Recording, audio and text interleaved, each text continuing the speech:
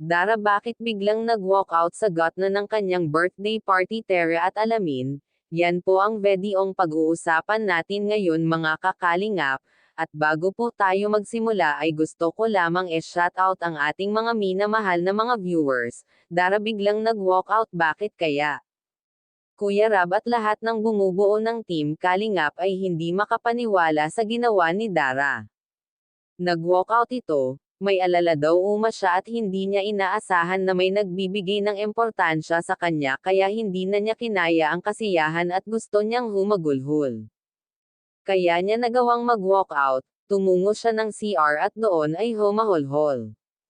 Para mailabas niya ang saya na nasa loob niya. Grabe Kuya Rab at Team Kalingap, kinabahan kay Dara. Akala nila ay tuluyang aalis si Dara sa venue. Ngunit nagpal-iPad lamang ng oras si Dara. Wala kasing mawaglagyan ng kasiyahan si Dara, at sa page balik ni Dara. Sa stage ay nagpasalamat ito sa lahat ng naitulong ng Team Kalingap. At kay Angels, sa lahat ng nagmamahal sa kanya at sa mga bagay na naitulong sa kanya.